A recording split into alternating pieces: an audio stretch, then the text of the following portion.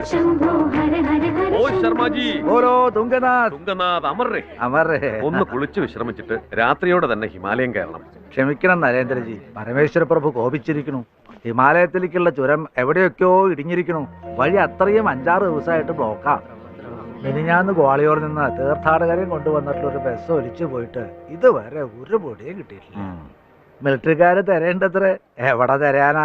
പാതാളഗംഗയിലേക്കല്ലേ ഒലിച്ചു പോയേക്കണേ. ഇനിയിപ്പോ എന്താ ചെയ്യാ? വഴി ക്ലിയർ ആണ് വരെ ഉള്ള സൗകര്യത്തിന് നമുക്ക് ഇവിടെ അങ്ങോട്ട് കൂടാം. എന്താ? സന്തോഷം ശർമാജി. ആ വരൂ.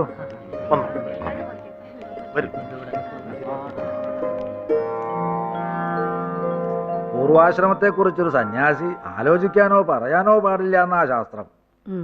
അപ്പുട്ടനായിരുന്ന എന്റെ പേര്. തിരുവല്ലാമല സ്വദേശം. 36 കൊല്ലം മുമ്പ് സ്വന്തം അച്ഛനെ വെട്ടിക്കൊന്ന് നാട് വിടുകയായിരുന്നു. മദ്യപിച്ച് ബോധമില്ലാണ്ട് കയറി വന്ന് എനിക്ക് താഴെ നിൽക്കണ കുട്ടികളെയും പെറ്റ തള്ളയും തല്ലി ചതക്കണ കണ്ടപ്പോൾ സഹിക്കാൻ പറ്റാൻ്റെ ഒരു ദിവസം ഇരുളിൽ ഒളിച്ചു നിന്ന് തലങ്ങും വിലങ്ങും അങ്ങോട്ട് വെട്ടി. മരിച്ചു എന്ന് ഉറപ്പ് വരുത്തിയതിനു ശേഷം ഓടിപ്പോരായിരുന്നു. അപ്പോ അമ്മയും കുട്ടികളും ഒക്കെ ജീവിച്ചിരിപ്പുണ്ടാവാൻ വഴിയില്ല. പട്ടിണി കിടന്ന് എത്ര കാലാചിട്ടാ പിടിച്ചു നിൽക്കുക. ആരോ വിളിക്കുന്നുണ്ട്. അമ്മ കിടന്നോളൂ.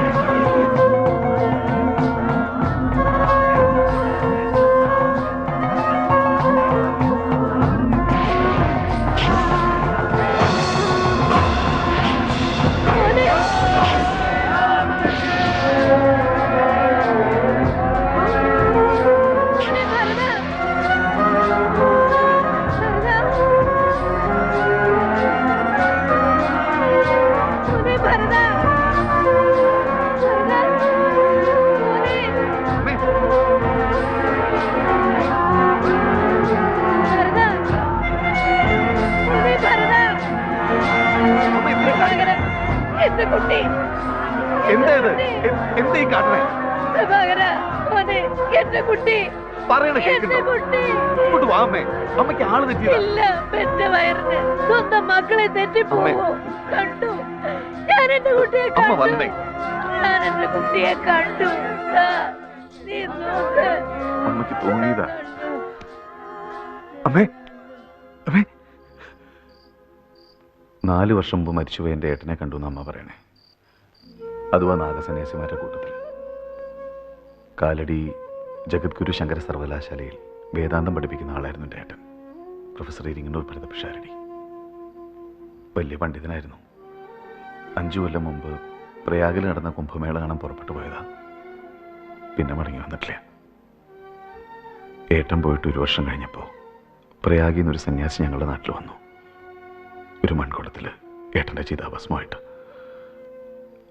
അവിടെ വെച്ച് തന്നെ സമാധിയായിരുന്നത്രേ. ഏട്ടൻ്റെ ആഗ്രഹപ്രകാരം ചിതാഭസ്മം ഭാരതപ്പുഴയിൽ ഒഴുക്കുകയും ചെയ്തു. ആളിൻ്റെ കുറച്ചും കൂടി വ്യക്തമായിട്ടുള്ള ചിത്രം തരുമോ പ്രഭാകർജി?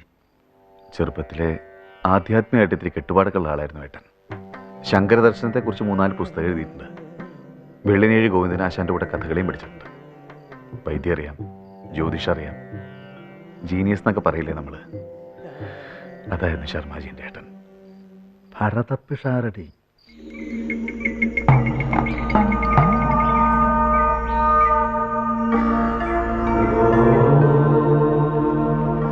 കാര്യങ്ങളൊക്കെ പറഞ്ഞു കേട്ടപ്പോൾ എനിക്ക് വെറുതെ തോന്നിയ ഒരു സംശയം. ഇനി ആ ആളെന്നെ അല്ലെങ്കിൽ അമ്മ എന്നെ കുറ്റപ്പെടുത്തരുത്. ഞാൻ ഉദ്ദേശിക്കുന്ന ആളാണെങ്കിൽ അതാ.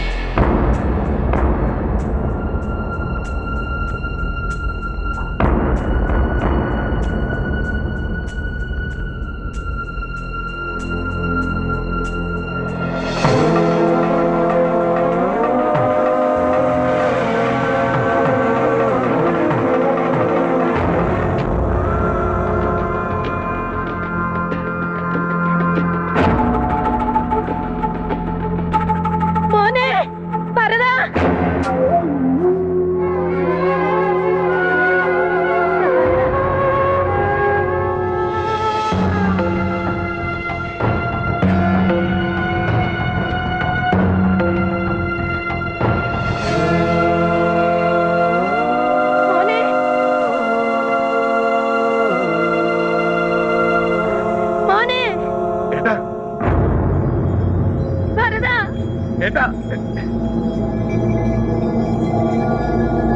പ്രഭാകര, ഏട്ടാ ഭരത, ഏട്ടാ നിക്ക് ഏട്ടാ മോനെ, ഭരത, ഏട്ടാ ഭരത, ഏട്ടാ നിക്ക്